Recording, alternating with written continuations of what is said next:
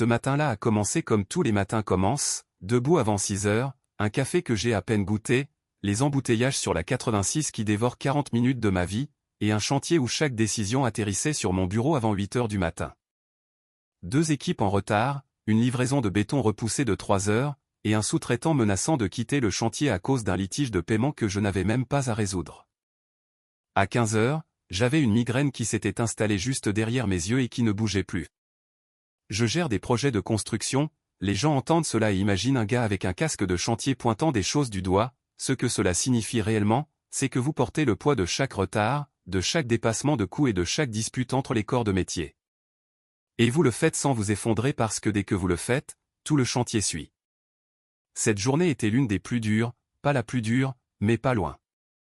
J'ai garé ma voiture dans l'allée à 18h47, j'ai coupé le moteur et je suis resté assis là pendant environ 30 secondes, juste assis, le genre de silence qui ressemble à une récompense après 10 heures de bruit. Puis j'ai pris mon sac et je suis entré. Le salon m'a arrêté net. Camille était sur le canapé, Chloé était dans le fauteuil en face d'elle, 2 autres femmes, Léa et Manon, étaient assises de chaque côté, et au milieu de la pièce, face à elles 4, se trouvait une chaise.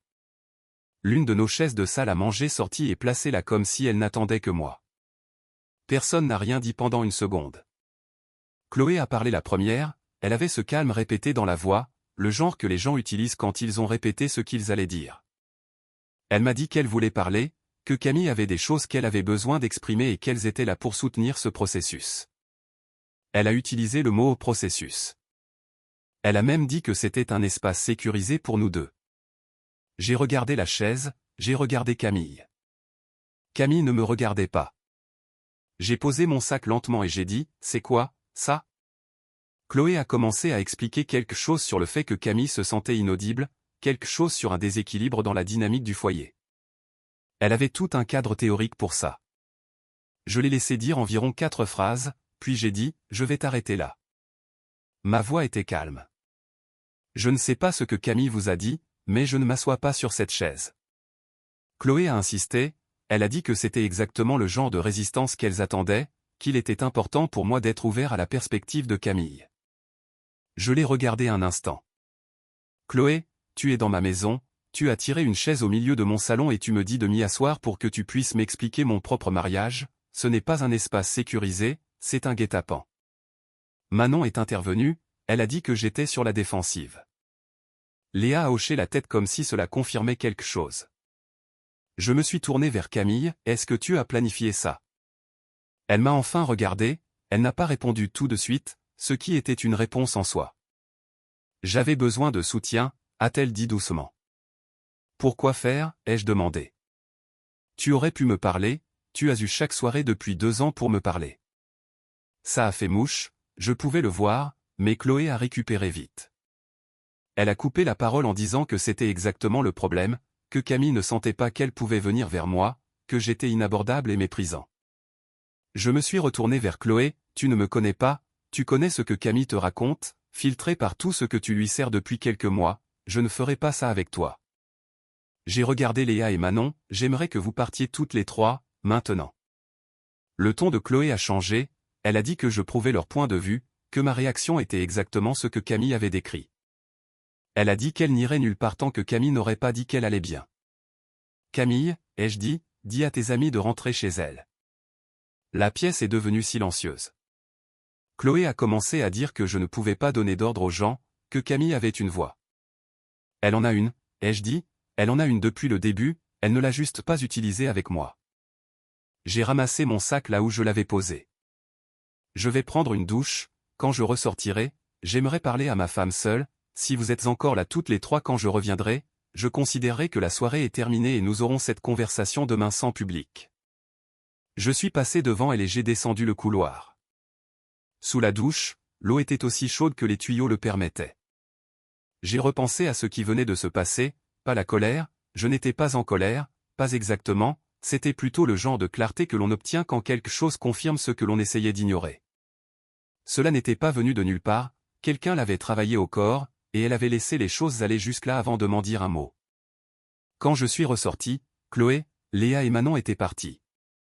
Camille était assise sur le canapé, les bras croisés, fixant le sol. La chaise vide était toujours au milieu de la pièce. Je l'ai remise à sa place autour de la table de la salle à manger, puis je me suis assis en face d'elle. D'accord, ai-je dit. Parle-moi. Elle n'a pas commencé tout de suite, elle est restée assise les bras croisés comme si elle décidait de quelque chose. Je ne l'ai pas pressée, j'ai attendu. Quand elle a enfin parlé, c'est sorti plus lentement que ce à quoi je m'attendais. Elle a dit qu'elle avait l'impression d'avoir disparu, que quelque part au cours des 2 dernières années, sans travail, sans routine qui lui soit propre, elle s'était transformée en une version d'elle-même qu'elle ne reconnaissait pas. Elle nettoyait la maison, faisait la lessive, préparait le dîner et attendait, c'était sa journée, chaque jour, et je rentrais trop fatigué pour faire plus que manger et décompresser, et elle se sentait comme un meuble. J'ai tout écouté. Puis elle est allée plus loin, elle a dit que la répartition n'était pas juste, qu'elle portait le foyer pendant que je travaillais et rentrais simplement, que je ne voyais pas ce qu'elle faisait ni ne le reconnaissais, qu'elle se sentait plus comme une gouvernante que comme une femme. J'ai gardé ma voix calme. Camille, je travaille 60 heures par semaine pour que tu n'aies pas à travailler du tout, c'était l'accord, tu as dit que tu voulais faire une pause après avoir démissionné, j'ai dit, d'accord, je gère tout financièrement, tu gères la maison, c'est ce que nous avons décidé ensemble. Elle a dit que cela ne ressemblait plus à une décision, cela ressemblait à un piège. Un piège, ai-je répété, je ne pensais pas que ça durerait aussi longtemps, je ne pensais pas que je me sentirais aussi invisible en le faisant. Alors pourquoi n'as-tu pas dit ça il y a 6 mois, ou 1 an? Elle n'a pas répondu. Je rentre et je suis épuisé, c'est vrai, ai-je dit. Tu sais ce que je ne ramène pas à la maison? Le sous-traitant qui a menacé de quitter le chantier la semaine dernière, l'inspecteur qui a refusé une section de charpente et nous a fait perdre 4 jours. Le chef d'équipe que j'ai dû renvoyer parce qu'il s'est présenté en état d'ébriété et que je ne peux pas avoir ça sur un site, je laisse tout ça à la porte parce que je ne veux pas te l'imposer, je pensais te rendre service. Elle a levé les yeux. Tu veux parler d'invisibilité? Je me suis penché en avant. J'ai réparé des choses dans cette maison chaque week-end, le chauffe-eau, le panneau de clôture, le robinet de la cuisine qui fuyait pendant une semaine avant que j'aie un samedi libre, tu ne m'as rien demandé, je l'ai juste fait parce que ça devait être fait, et pas une seule fois. Pas une seule fois je ne me suis assis en face de toi pour dire que je ne me sentais pas apprécié. Sa mâchoire s'est contractée. Alors c'est une compétition? Non, c'est une rectification, tu as brossé un portrait ce soir devant tes amis où je suis un mari déconnecté qui ne contribue à rien à la maison, ce n'est pas ce qui se passe ici. Elle a dit que le tableau n'était pas si simple, que même si je faisais des choses dans la maison, elle se sentait toujours invisible en tant que personne, que le problème n'était pas seulement le travail, c'était que nous avions arrêté de communiquer. Que je rentrais et que je faisais les choses machinalement et qu'elle se sentait seule même quand j'étais assis juste là. Celui-là était plus difficile à contester. Je me suis rassis. D'accord, j'entends ça, et je ne vais pas te dire que c'est faux parce que je ne sais pas ce que tu ressens, mais Camille, pourquoi est-ce la première fois que nous avons cette conversation? Pourquoi a-t-il fallu que Chloé installe une chaise dans le salon pour que tu me dises tout ça? Elle a dit qu'elle ne savait pas comment l'aborder, qu'elle avait peur que je l'ignore. Est-ce que je t'ai déjà ignoré? Une pause. Non, mais j'avais peur que tu le fasses. Je l'ai regardé un long moment. Tu avais peur de quelque chose que je n'ai jamais fait, alors au lieu de me parler, tu as parlé à Chloé, et Chloé t'a aidé à transformer ça en procès. Sa voix a légèrement monté, elle a dit que Chloé tenait à elle, que ses amis essayaient juste de l'aider à trouver sa voie. Chloé n'a pas de voix dans notre mariage, ai-je dit, elle n'habite pas ici, elle ne sait pas ce qui se passe entre nous quand personne d'autre ne regarde, elle connaît la version que tu lui as donnée, qui, d'après ce soir, semble avoir omis quelques détails. Ce n'est pas juste. Ce qui n'est pas juste, c'est de rentrer après la journée que je viens d'avoir et de tomber dans une embuscade, ce n'est pas juste, Camille. La pièce est devenue silencieuse. Aucun de nous n'a bougé pendant un moment. Puis elle a dit qu'elle avait besoin de temps pour réfléchir, que les choses étaient trop tendues pour le moment, qu'elle allait rester chez Chloé pendant quelques jours. J'ai senti quelque chose tomber dans ma poitrine, pas de la panique, plutôt une reconnaissance, comme une porte qui se ferme. C'est une erreur, ai-je dit, tu le sais, n'est-ce pas? Tu viens de me dire que Chloé a façonné ta vision de ce mariage, et ta réponse est d'aller passer 3 jours chez elle pendant que tout cela est encore vif. Elle a dit qu'elle avait juste besoin d'espace pour se vider la tête, qu'elle ne partait pas, qu'elle prenait juste quelques jours. Ces deux choses vont se confondre là-bas, et tu le sais. Je me suis levé. Chloé n'a jamais eu de relation qui a duré plus de 8 mois, Léa a 27 ans et pense que le mariage est une lutte de pouvoir, ce ne sont pas les personnes qui devraient te conseiller en ce moment. Elle a dit que j'essayais de contrôler à qui elle parlait. J'essaie de te dire la vérité, il y a une différence. Elle est allée dans la chambre, j'ai entendu le placard, la fermeture éclair d'un sac. Je suis resté dans le salon et je ne l'ai pas suivie. Quand elle est sortie avec un petit sac sur l'épaule, elle s'est arrêtée au bord du couloir, elle m'a regardé comme si elle attendait quelque chose, peut-être que je lui demande de rester. Je ne l'ai pas fait. Je t'appellerai, a-t-elle dit. J'ai hoché la tête une fois. D'accord. La porte d'entrée s'est fermée. Je suis resté assis là dans le calme pendant longtemps, le genre de calme qui semble différent de celui que j'avais été soulagé de trouver 2 heures plus tôt. Puis j'ai pris mon téléphone et j'ai ouvert mes contacts. Pas pour l'appeler, elle, ni pour appeler Chloé. J'ai fait défiler jusqu'à un nom que j'avais repoussé de chercher, un avocat en droit de la famille qu'un collègue avait mentionné il y a des mois lors de son propre divorce, un certain maître Bernard Lefebvre. Je n'ai pas appelé ce soir-là, mais j'ai enregistré le numéro. La première nuit seule dans la maison était étrange, pas mauvaise, juste étrange. J'ai préparé quelque chose de rapide, j'ai mangé à la table de la cuisine et je suis resté avec le silence plus longtemps que d'habitude. Pas de télévision, pas de bruit de fond, juste la maison faisant ce que les maisons font quand personne ne les remplit de conversation. Je suis allé me coucher à une heure raisonnable et j'ai fixé le plafond pendant environ 40 minutes avant de dormir. Le travail le lendemain matin était son chaos habituel contrôlé. Un problème de drainage sur l'extrémité sud du chantier a repoussé le coulage du béton à nouveau, et j'ai passé la majeure partie de l'après-midi au téléphone pour gérer les conséquences. C'était le genre de journée qui exige tout de vous, ce qui était bien, je n'avais pas vraiment envie d'avoir du temps libre pour réfléchir. Elle m'a envoyé un SMS cet après-midi-là, je viens d'arriver, je vais bien. J'ai répondu, bien. C'était toute l'étendue de nos échanges pour le premier jour. Le deuxième jour, j'ai appelé Maître Lefebvre, pas pour entamer quoi que ce soit, pas pour prendre de décision. Je voulais juste comprendre où j'en étais. Il avait une disponibilité ce jeudi matin, m'a demandé de venir, et j'ai dit que je viendrais. J'ai raccroché et je suis retourné sur le chantier comme si je n'allais pas rencontrer un avocat spécialisé dans les divorces. Ce que je ne savais pas, et ce que j'ai reconstitué plus tard à partir de ce que Camille m'a dit, c'est à quoi ressemblaient réellement ces premières 48 heures du côté de Chloé. Camille avait imaginé quelque chose comme un nouveau départ, un endroit propre et calme pour décompresser, discuter avec quelqu'un qui la connaissait et y voir plus clair. Ce qu'elle a trouvé, c'était un appartement qui semblait habité par 3 personnes, sauf qu'une seule y vivait. De la vaisselle dans l'évier qui était là depuis assez longtemps pour être qualifiée d'expérience scientifique, des vêtements sur chaque surface, une salle de bain qui n'avait pas été nettoyée depuis une période que Camille ne voulait pas estimer. L'énergie de Chloé ce premier soir était intense, presque théâtrale. Elle était en mode allié à 100%, versant du vin avant même que Camille n'ait posé son sac, prête avec des arguments sur l'indépendance, la valeur personnelle et le courage qu'il fallait pour partir. Camille a dit qu'elle se surprenait à hocher la tête sans y croire vraiment. Ce premier soir, 2 hommes qu'elle n'avait jamais rencontrés sont venus, ils sont restés bien après minuit. Chloé était dans son élément, bruyante, rieuse, au centre de tout. Camille est restée en marge et est allée se coucher dans la chambre d'amis avant qu'ils ne partent. Elle m'a envoyé un SMS sous les couvertures, j'étais déjà endormi et je ne l'ai vu qu'au matin. Le deuxième jour était pire. Chloé a passé la majeure partie de l'après-midi sur son téléphone et n'a pas posé une seule question à Camille sur la façon dont elle allait vraiment. Quand Camille a abordé quelque chose que j'avais dit, l'un des points de notre dispute auquel elle réfléchissait, Chloé l'a balayé immédiatement, n'a pas cherché à comprendre, l'a simplement recadré comme si j'essayais de la faire culpabiliser, l'a classée et est passée à autre chose. Camille a remarqué cela. Au cours de la deuxième soirée, Chloé a annoncé qu'elle avait des projets et a invité Camille à venir avec elle, un groupe d'amis allait dans un club branché du centre-ville. Camille a dit non. Chloé a insisté. Camille a encore dit non. Chloé y est allée quand même. Camille est restée seule dans cet appartement pendant 3 heures. Elle a appelé sa sœur Alice cette nuit-là.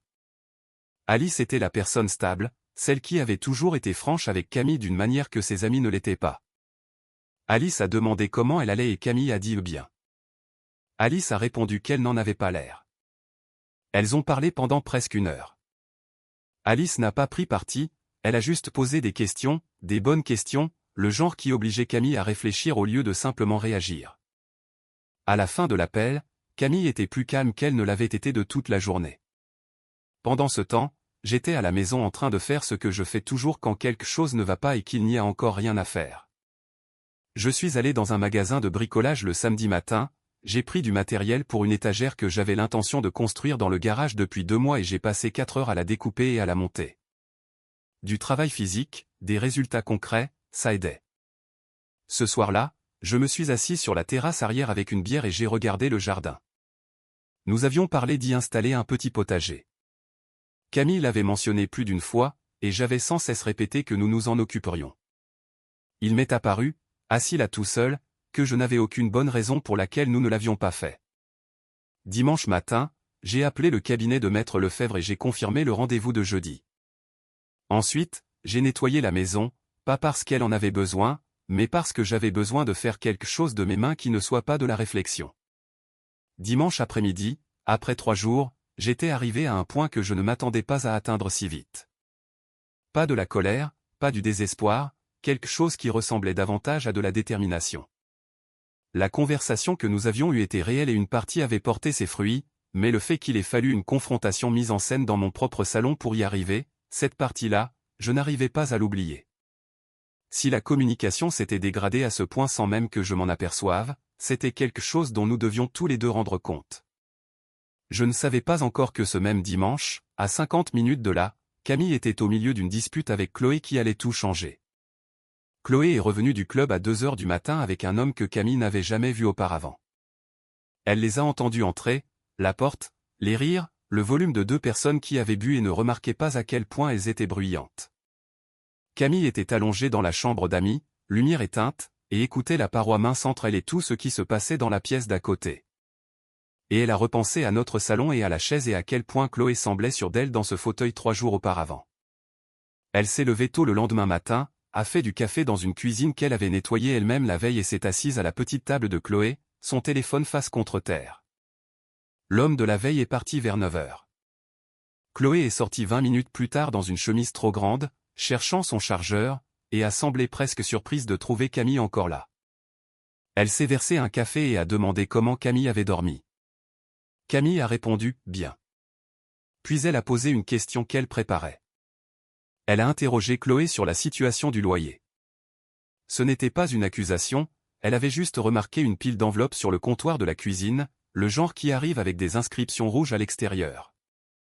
Elle les avait remarquées dès le premier jour et n'avait rien dit. Maintenant, elle demandait. La posture de Chloé a changé. Elle a dit que ce n'était rien, juste des histoires de factures qu'elle gérait. Camille a insisté doucement. Chloé a éludé, puis est devenue légèrement défensive, pour finalement admettre qu'elle avait 2 mois de retard de loyer et que son propriétaire avait envoyé une mise en demeure formelle. Elle a dit que ce n'était pas grave, qu'elle avait déjà géré des situations comme celle-là. Camille a demandé comment. Chloé a haussé les épaules et a dit qu'elle trouverait une solution, elle y arrivait toujours. Camille est restée pensive un moment.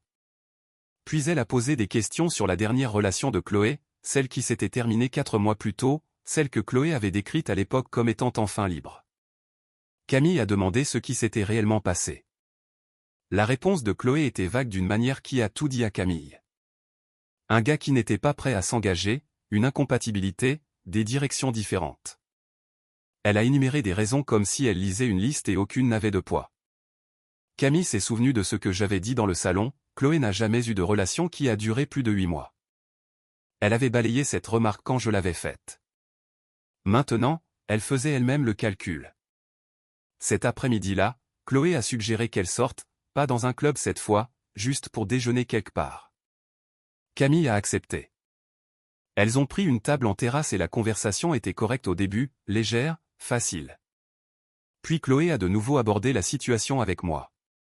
Elle avait un nouvel angle d'attaque, quelque chose qu'elle avait apparemment mûri sur la façon dont la dépendance financière dans un mariage crée un déséquilibre de pouvoir par conception et que ma volonté d'être le seul pourvoyeur était en fait un mécanisme de contrôle, pas de la générosité. Camille a tout écouté. Puis elle a dit, « Est-ce que tu crois vraiment ça ou est-ce que tu dis juste ce qui sonne bien ?» Chloé l'a regardé. Parce que je suis ici depuis 3 jours, a continué Camille.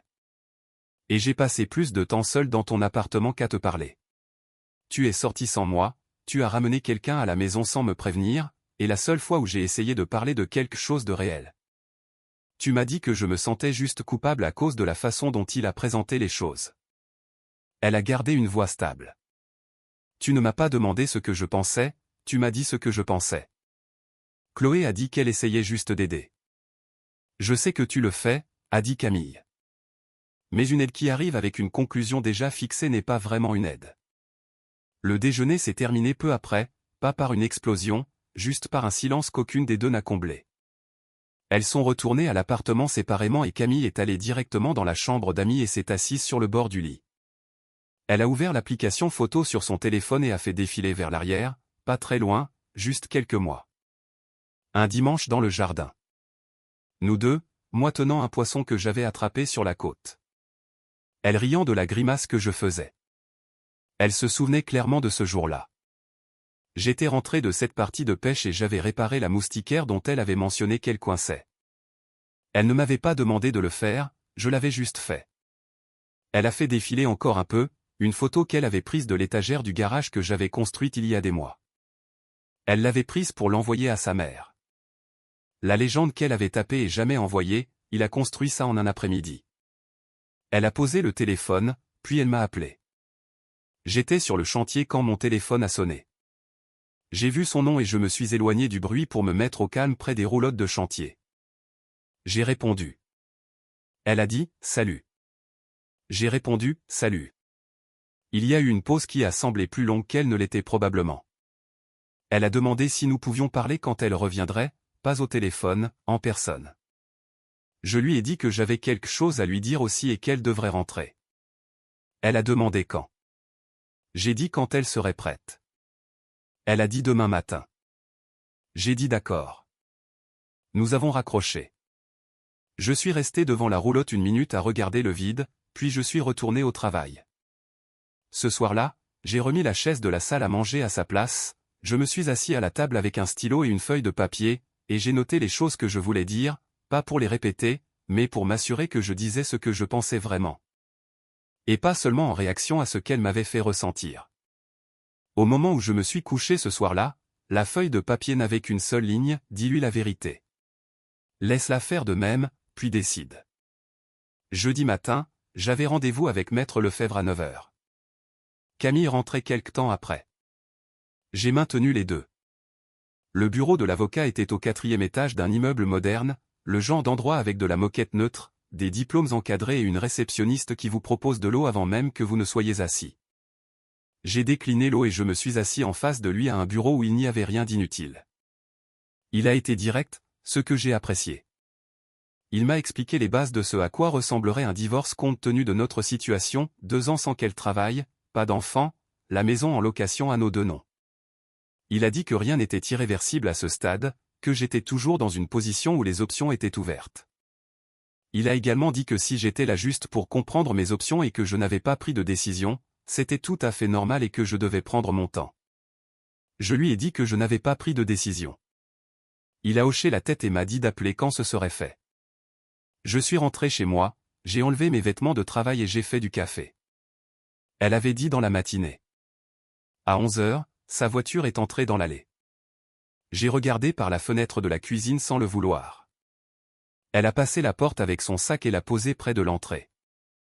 Elle avait l'air fatiguée d'une manière spécifique, pas comme si elle n'avait pas dormi, mais comme si elle avait trop réfléchi pendant trop longtemps.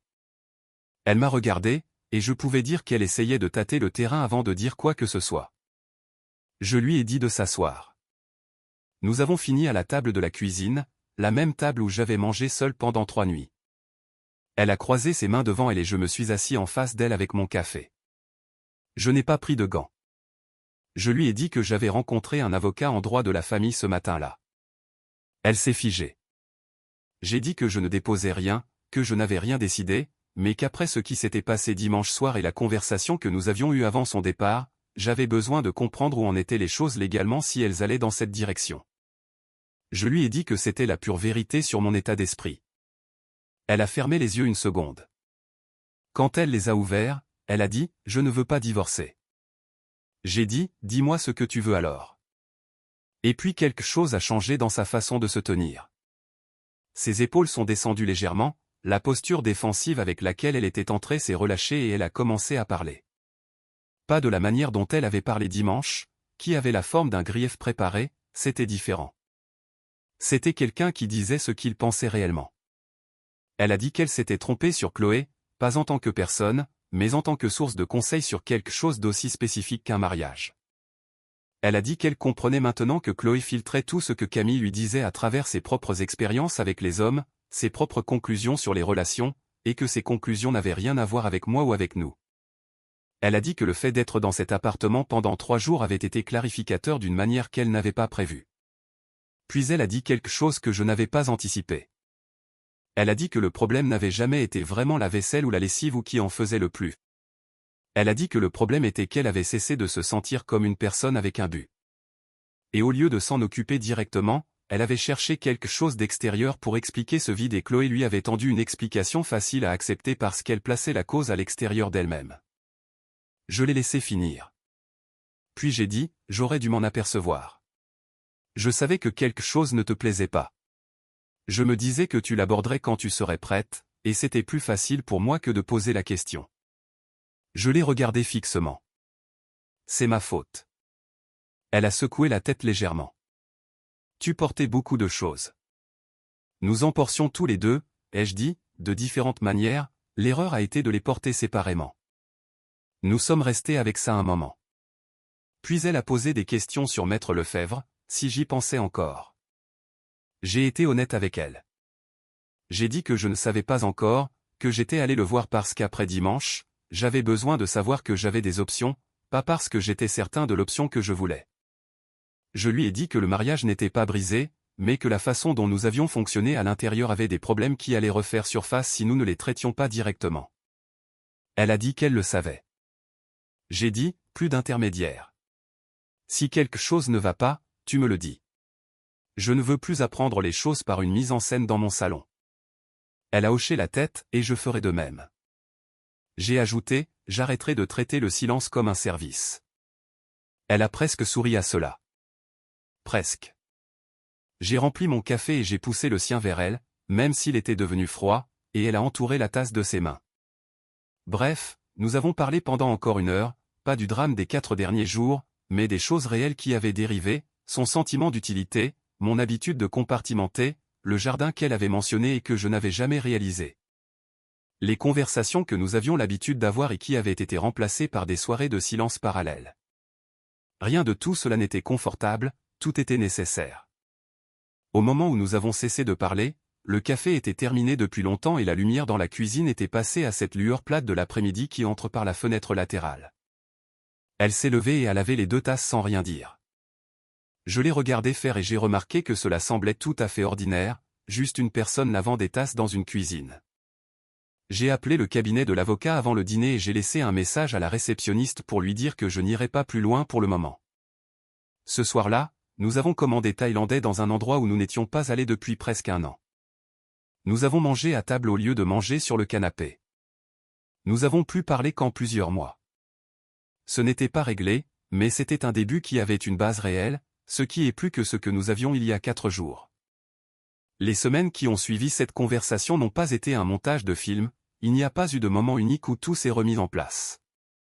C'était plus comme un travail de maintenance, le genre qui ne semble pas spectaculaire de l'extérieur, mais qui empêche la structure de se détériorer. Nous avons commencé à parler de manière plus délibérée, pas des conversations planifiées avec un ordre du jour, juste l'habitude de prendre des nouvelles avant que l'un de nous ne se retire dans sa propre tête. Camille a commencé à être directe quand quelque chose la dérangeait, sans monter un dossier autour, juste en le disant. J'ai commencé à poser des questions au lieu de supposer que le silence signifiait que tout allait bien. De petits ajustements qui se sont avérés plus importants que ce que nous aurions imaginé. Environ 3 semaines plus tard, elle a abordé elle-même la question du travail, pas parce que je l'avais poussée, je m'étais fait un point d'honneur de ne pas le faire, mais parce qu'elle a dit qu'avoir quelque chose à elle lui manquait. Une structure pour sa journée qui ne dépendait pas de ce dont la maison avait besoin. Elle a demandé si je pensais que c'était une bonne idée.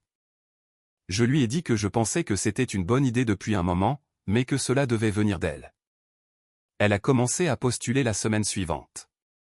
Elle avait une expérience dans la coordination d'événements d'avant notre mariage, et une agence événementielle qui gérait des événements d'entreprise avait un poste de coordinatrice ouvert. Elle a postulé un mercredi, ils l'ont appelée le jeudi, elle a passé l'entretien le lundi suivant et est rentrée à la maison ensuite pour s'asseoir à la table de la cuisine en disant qu'elle pensait que ça s'était bien passé, d'une manière qui signifiait qu'elle savait que ça s'était bien passé. Ils lui ont proposé le poste 4 jours plus tard, elle l'a accepté. Le changement en elle a été immédiat et sincère, pas parce que le travail était remarquable en soi, mais parce qu'elle avait à nouveau une raison de se lever avec une intention précise. Elle est rentrée de sa première semaine avec ce genre spécifique de fatigue qui vient du fait de faire quelque chose, par opposition à l'autre genre de fatigue, j'ai reconnu la différence, elle aussi. Nous avons installé ce potager dans le jardin un samedi de fin octobre. Rien de très élaboré, quelques bacs surélevés le long de la clôture, des herbes aromatiques, quelques tomates dont elle avait entendu parler. J'ai construit les cadres avec des planches de cèdre et elle les a remplis. Nous avons travaillé là-bas la majeure partie de l'après-midi sans beaucoup parler, et c'était ce genre de silence confortable, pas le genre creux que nous vivions auparavant. C'était une distinction qui valait la peine d'être conservée.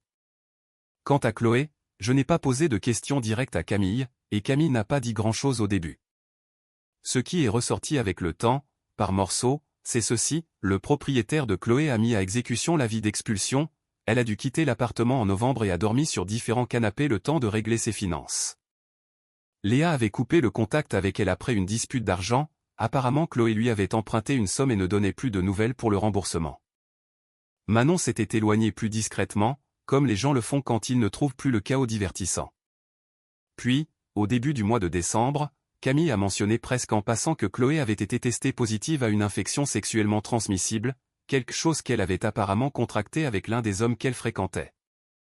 Elle s'en occupait, mais cela l'avait secouée d'une manière que les autres choses n'avaient pas faite. Camille a dit qu'elle l'avait contacté pour prendre de ses nouvelles, je ne lui ai pas dit de ne pas le faire, c'était sa décision, mais la version de Chloé qui s'était assise dans notre fauteuil 8 semaines plus tôt et qui avait dit à ma femme qu'elle méritait mieux que son mariage. Cette version n'avait pas vraiment résisté à l'examen de la réalité. Camille ne l'a pas dit comme ça, elle n'en avait pas besoin.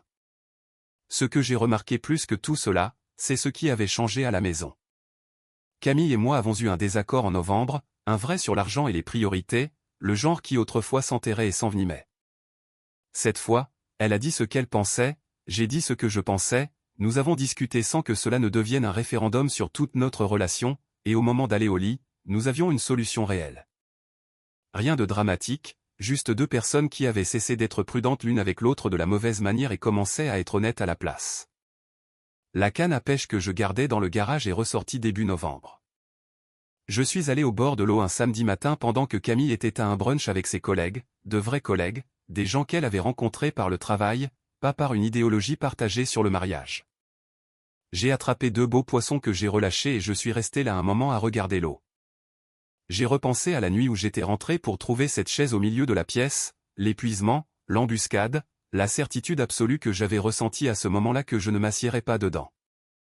Et puis j'ai repensé à tout ce qui s'était passé après la dispute, les 3 jours, le bureau de l'avocat, la conversation à la table de la cuisine qui avait réellement signifié quelque chose.